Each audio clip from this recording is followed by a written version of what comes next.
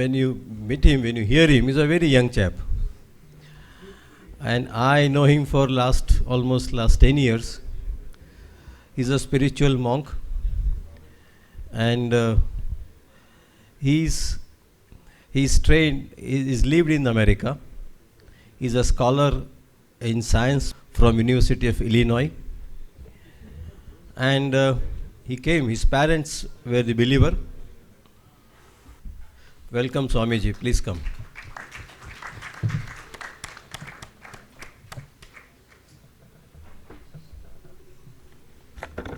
So Akhand Swamiji is a science graduate from Chicago.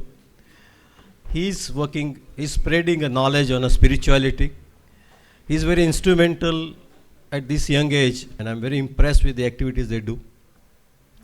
As I said, I know him for almost a decade, and I keep hearing him, listening his YouTube videos, and I thought, all of us also have an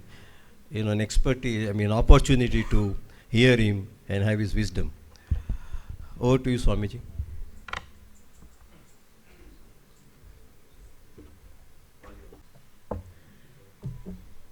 Jai swaminarayan to everyone. Nice. Ishavasyamidam sarvam yat kimcha jagatyam jagat tena tyaktena bhunjitha ma gridha kasya svedhanam matta parataram nanyat kimchid asti dhananjaya mayi sarvamidam protam Sutre Manigana Sarvadharman Parityajya Mamekam Sharanam Vraja Aham Tva Sarva Papebhyo Moksha Ishami Ma Suchaha. Jai Shri Swaminarayan, Jai Shri Krishna, and Jai Shri Ram to everyone. Anticipating that all of you are doing gorgeous today, right? Okay. Preeminently, I would relish to express my unequivocal, unambiguous, and bona fide gratitude to Dr. Vijaybai Thakur for exhibiting such congenial sentiments towards me. I'm well acquainted with Vijaybai for almost a decade now, and I can vouch for him that he is not only a very experienced, very veteran vascular and an endovascular surgeon, but he is very commiserative and sentimental as well. He is a man brimming with simplicity and humility. After a few days, Vijaybai called me and he humbly requested me if I could address the conference of vascular surgeons. Although my program was fixed and invariable in the impending days in Lucknow, his congenial sentiments brought me here in the midst of all the highly educated vascular surgeons. I'm delighted to hearken that Vijaybai has been orchestrating this magnanimous event since past 10 years. It is a very commendable, applaudable, and a very meritorious endeavor. May Lord perpetually grant him success, and may Lord perpetually grant him the strength, vitality, grit, and fortitude to continue this magnanimous endeavor. Before embarking on today's topic, I would like to briefly, concisely, yet compendiously delineate the dilemma of the 21st century. This is the epic of lavish houses but shattered homes. This is the epic of double incomes but triple divorces. This is the epic of towering high-rise buildings but diminutive low-rise characters. This is the epic of commodious broader highways but constricted viewpoints. Man has prowled all the way to the moon, but finds it difficult to spend quality time with his family members. Man has broken the atom and produced tremendous energy, but finds it difficult to break a prejudice. Man has learned how to swim like a fish in the water. Man has learned how to fly like a bird in the sky, but unfortunately, man has not learned how to walk like a sane human being upon this earth. Science has made blistering strides in the field of medical science, from open surgeries to laparoscopic surgeries to robotic surgeries. The lifespan of people has substantially augmented in the past few years by the outlandish exaltations of medical science. But unfortunately and distressingly, man has lost humanity. In the midst of all this chaos, in the midst of all this perplexity and bewilderment, there are three types of IQs that could substantially help us tackle all these impediments. And those are IQ, EQ meaning emotional intelligence, and SQ meaning spiritual intelligence. I'm well acquainted that all of you might be acquainted with these three terms.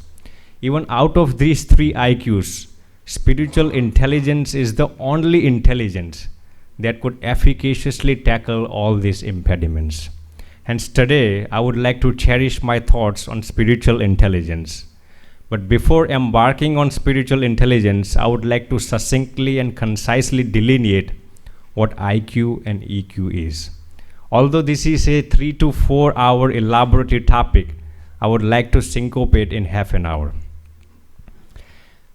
Looking at IQ, see, IQ is not merely getting good grade in the exams or congregating good information, but IQ is how well someone can transmute whatever information they have into knowledge, and how well can they transmute that knowledge into wisdom is defined as IQ. Research indicates that there is a 99% similarity and resemblance between humans and chimpanzees, right? But there is 1% difference between humans and chimpanzees, and that difference lies in that humans can acquire wisdom. Now let me make it explicit. The 1% difference is not well how humans can congregate information, but how well humans can acquire wisdom. Unfortunately and distressingly, in this contemporary world, we are good at congregating information, but we fizzle in transforming and transmuting that information into knowledge and wisdom. And if someone has efficaciously transformed that information into knowledge and wisdom, that is defined as IQ. And he thinks rationally, he acts purposefully, and he deals with the situations very efficaciously. There are tons of examples on IQ, but I would just like to delineate one simple example on this. I'm sure most of you might be acquainted with the name Dr. Ben Carson, right? He's one of the prestigious, preeminent pediatric neurosurgeon in United States, although he's retired right now. This is a story about 35 years old, 35 years in the year 1987, when twins were born with their heads together. The mother of the twins was highly distressed, perplexed, and confused. She consulted numerous myriad neurosurgeons during that time if someone could assist her twins separate. But unfortunately, none of the neurosurgeons were ready to take the case in their hands because there was only 1% success rate in the case. There was 99% failure rates. But fortunately, Dr. Ben Carson ascertained about the case, and the lady very exuberantly consulted this doctor. Now, Dr. Ben Carson, he was merely 35 years old during that time, and it was the year 1987 when medical science was not even fully advanced. Trying to tell you how he utilized his information, knowledge, and wisdom to solve this case. Since he was a neurosurgeon, he already had information about the case. But his knowledge propelled him to think not to worry about the credit and discredit that he would get if he succeeds or if he fails in the case. And his wisdom propelled him to think about the benedictions that he would get if he succeeds in the case. His wisdom inspired him to think about the blessings that he would get from the mother and the twins. So combining his information, knowledge, and wisdom, he initiated the surgery, and the surgery lasted for approximately 22 hours. And he successfully and very triumphantly completed the surgery. Even after completing the surgery, he did not take the credit of the case, but he distributed all the credit to all of his 70 team members. And not only that, he credited God for the entire surgery. This is what wisdom can for you. If you have wisdom, it gives you the knowledge to utilize your information for the welfare of others. If this doctor merely possessed information, he would not have taken the constructive risk to operate on the patient. I'm not telling you guys that you should always take the risk to do this types of complicated surgeries, but you should always take constructive risks. And since he had information, knowledge, and wisdom, he utilized that for the welfare of others, and that is defined as IQ. Moving on to the second point, emotional intelligence, EQ. See, EQ is higher than IQ. EQ is about comprehending the situations, the feelings, the sentiments of others. EQ is about living for others. EQ is about being altruistic.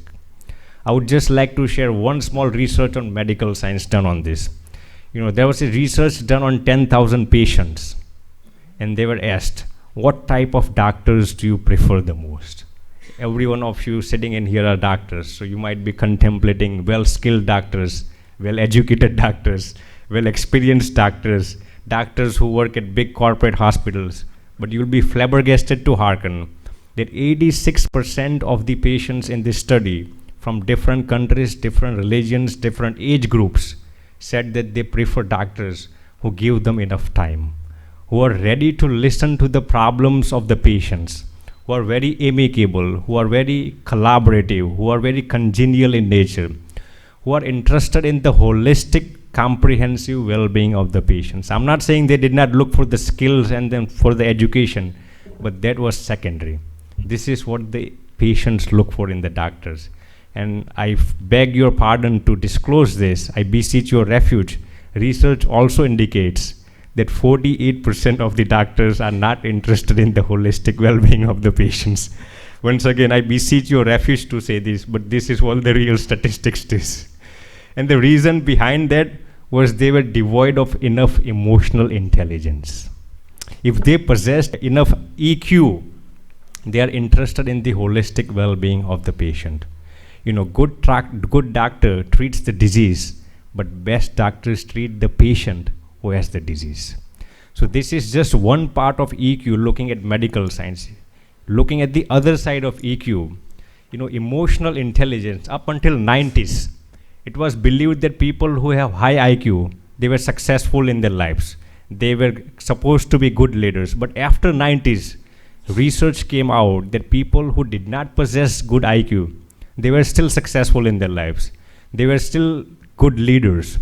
So they started researching what must be the reason behind it. If you look at California's Silicon Valley, most of the owners and most of the bosses of the big corporate companies are not even college graduates, right? Still, they have tons of IT professionals working under them. What is the reason? Research indicates that those people are extremely high in emotional intelligence. This is what emotional intelligence does. If your EQ is good, you can hire IQ. Let me repeat it. If your emotional intelligence is higher, you can hire IQ. That's how much the power EQ has. Just delineating another example of it. In United States, there was one of the subordinate employees working in a big corporate company. He was working with great integrity since past 23 years. But unfortunately, one of the day, due to his frivolous, inconsequential mistake, the company had to go through $2 million worth of loss. So this gentleman was extremely distressed and perplexed. He thought that the boss of the company might fire him. And raising his apprehension levels high, the owner of the company evoked him in his office and told him to sit in front of him. So this guy thought that he might definitely fire him. The owner of the company, rather than firing him, rather than scolding him, rather than belittling him, or rather than telling him about his mistake, the owner of the company told him that I have been meticulously observing since past 23 years you have been working with great integrity and with great honesty for the company. I highly extol you and I highly praise you. Rather than firing that gentleman, rather than scolding him, rather than belittling him, the owner of the company highly extolled him for his 23 years of integrity, although the company had to face $2 million worth of loss. You can imagine and envision what must be the sentiments going on in that employee's mind. And you'll be flabbergasted to hearken. Just within 2 years, the employee compensated for the $2 million loss. And not only that, with his information, knowledge, and wisdom, he made tons and millions dollars of worth of profit to the company. This is what EQ does. If the owner of the company might have fired this gentleman, he might have lost $2 million, he might have lost this gentleman, and he might have also lost the profit that this gentleman made. This is what EQ does. If you have EQ, you look at the situations, the emotions, and the sentiments of others. So always, most of you sitting in here are highly high in IQ, but if you incorporate EQ into your life, you will definitely embrace success in your life. Deal with human beings like humans, not like machines. That is what EQ is. Moving on to the third part, SQ. This is the utmost intelligence, spiritual intelligence. If you look at the best management gurus in this world, from Jim Collins to Anthony Robbins, Robin Smith, Stephen Covey, all of them have delineated the significance of spiritual intelligence, right? You might have many skills. Your skills may take you to a certain level. Your integrity may take you to a certain level. Your experiences may take you to a certain level. Your relationships with people may take you to a certain level. But beyond all this, your connection with God will take you an extraordinary level of pinnacle. It will take you an extraordinary level of success if your spiritual intelligence is high. There are many aspects of spiritual intelligence, but taking time into consideration, I would just like to delineate 4 main aspects of spiritual intelligence.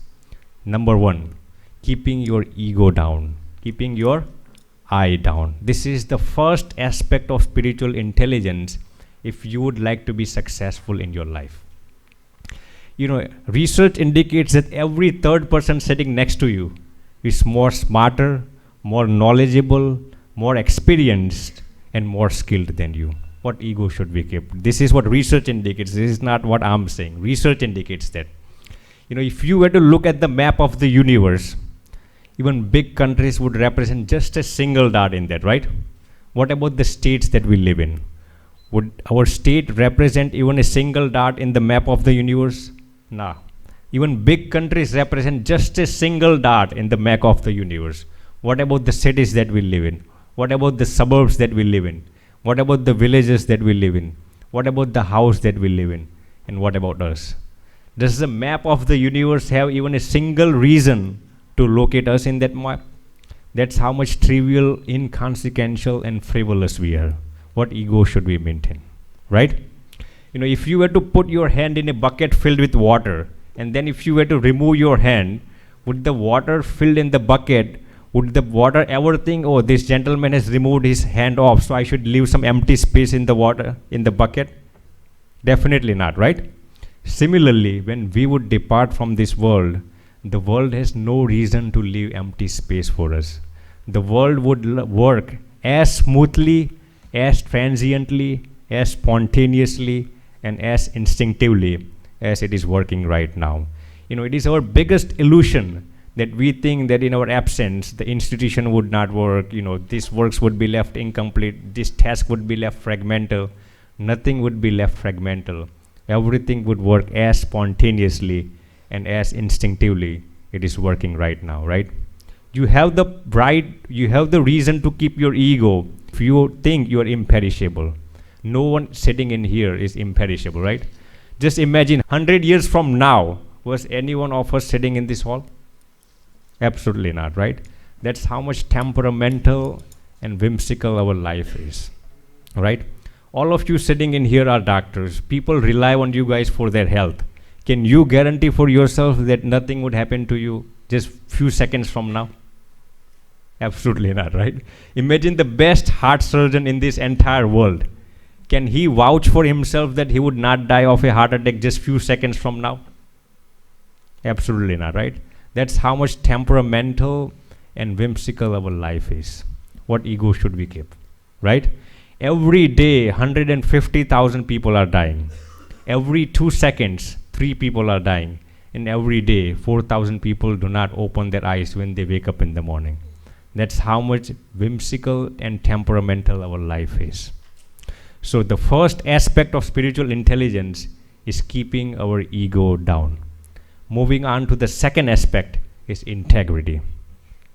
If you live your life based on the principles of integrity and honesty, money, fame, and people will chase you. Let me repeat it. If you live your life based on the principles of integrity, money, fame, and people will chase you. You won't have to chase these three things. That is the power of integrity. Many authors have delineated the significance of this. Even our scriptures have delineated the significance of it. I don't know, some of you might have read the book, How the Mighty Fall. Has anyone in here read that book, How the Mighty Fall? It is authored by Jim Collins. And in this book, he delineates how people who have reached at the pinnacle of the success and how they have fallen. In this book, he has delineated the top corporate levels, people in the top 500 levels, and how they have reached at the acme of their success and how they have fallen. In this book, he delineates, these are his exact words: I have seen people on this earth who would put their feet on earth and the earth would tremble. That's how much powerful people he has seen. I have seen people on this earth whose single phone call can shatter the economy of many countries. And then he writes, I have seen people on this earth whose single eyesight can plunder the government of many countries. I have seen people on this earth whose single sneeze can bring Wall Street a fever. That's how much powerful people I have seen on this earth. That's what Jim Collins writes. And then he writes, but out of those, many people are completely bankrupt. Many people are destitute. Many people are behind the bars. Many people are completely oblivious. What is the reason behind it? After doing all this research, he writes the reason behind it. He just puts it in one line: undisciplined pursuit for more. Putting all the ethics, putting all the morals, putting all the integrity and honesty on the side, and having the desire to earn more unethically. See, having the desire to earn more is not a wrong thing, but having the desire to earn more unethically, that is absolutely wrong. That's what he delineates in this book. I have seen so many powerful people on this earth, but they have fallen because they have been downtrodden now.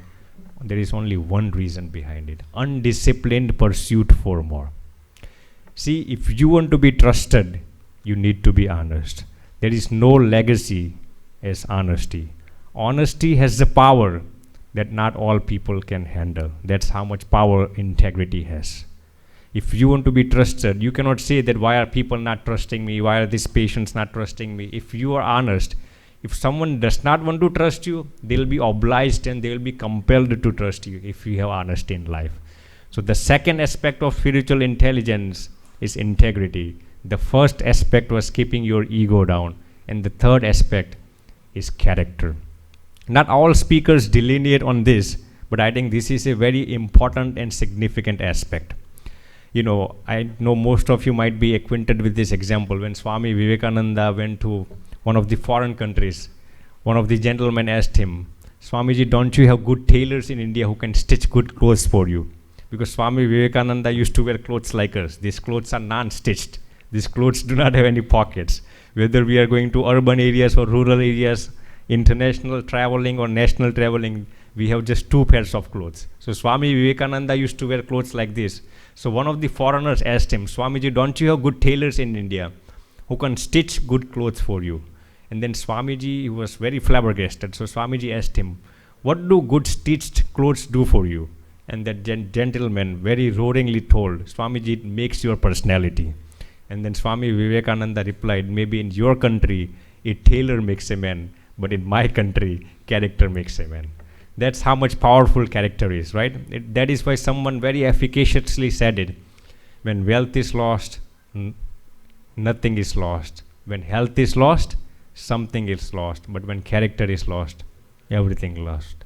There are tons of examples on this, but I would just like to delineate one small example. How many of you are acquainted with the name DSK, Dominic Strauss-Kahn? He is one of the eminent guy in France. In the year 2012, he was running for French presidential election. And exit polls indicated that DSK would be the next president of France in the year 2012. But just before the election, just few months before the election, DSK went to United States in New York City, and he stayed at one of the hotels. And unfortunately, he called one of the maids in the hotel, and the maid came out of the room very screaming and yelling. Even before the lawsuit was filed, DSK's political career was completely disrupted, dismantled, and demolished. Why? Because he messed with character. If you mess with character, no matter how powerful you might be, someone might be engineer, doctor, architect, IAS, IPS, even saints, but if they mess with character, character will absolutely mess you up. That's how much power character has. Your experiences may open many doors for you. Your knowledge may open many doors for you. Your skills may open many doors for you. But remember, your integrity and your character can only leave those doors open for you. If you mess with that, if you lose on that, no matter how powerful you are, what you are, where you are, character will absolutely mess you up. You will become zero from hero. That's how much power character has. Just giving you simple example. Someone might be the head of GEB, Gujarat Electrical Board. He might be the head of the Gujarat Electrical Board for 30, 40 years. Imagine someone might be one of the best electrical engineer in the country for 30, 40 years. But if he decides to put his hand in electricity board, would electricity spare him? Definitely not. Would electricity ever think, oh, this gentleman is the head of Gujarat Electrical Board, I should definitely spare him? Would electricity ever think that? No. Similarly, if you mess with character, no matter what we are, as being a saint, if we mess with character, character will mess it up. No matter what you are, where you are, who you are, character does not know your post, position, and power. If you mess on that, it will completely mess you up. That's how much power character has. And that is the reason Tulsidas ji very efficaciously said, Pardhan patthar janiye partriya maat saman. Itne se hari na mile, to Tulsidas ji jaman. I'm sure most of you might be acquainted with this phrase, right? Some people in this contemporary world think that Tulsidas ji's philosophies are very Neolithic and dilapidated, outdated. But his teachings are the quintessence of modern science. That's how much power character and integrity has. Moving on to the fourth and the final aspect of spiritual intelligence, and that is your connection with God. You might be good at building relationships with people, you might be working with great integrity, but if your connection with God is very staunch and unyielding, you will definitely become indefatigable. You will definitely become insurmountable. And as being a doctor, you can easily convert your profession into devotion. If you look in each and every patient, if you look as a chance and opportunity to serve God. Before initiating or consulting any patient, you can pray to God, and after completing each and every surgery, you have the chance to thank God, right? In most of the professions, most honors live in the heads of the people, but as being a doctor, it is very easy for you to live in the hearts of the people.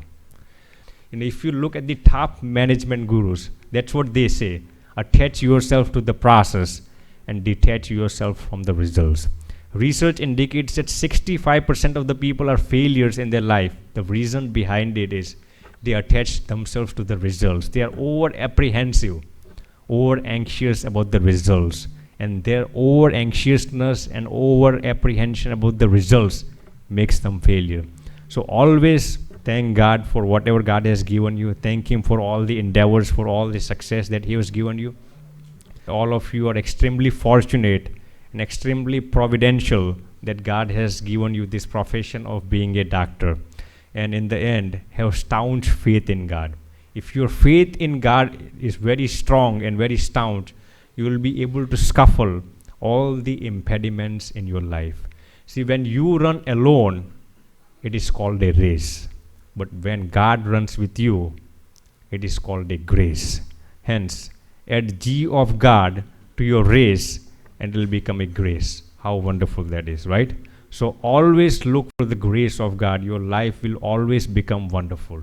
In the end, I would like to thank Vijay Bhai for exhibiting such congenial sentiments towards me, and it was a magnanimous delectation being in front of you guys. May Lord perpetually grant you guys success in all your endeavors. May He perpetually keep you guys bustling and thriving.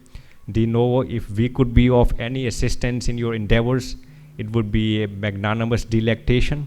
Jai Sri Swaminarayan to everyone.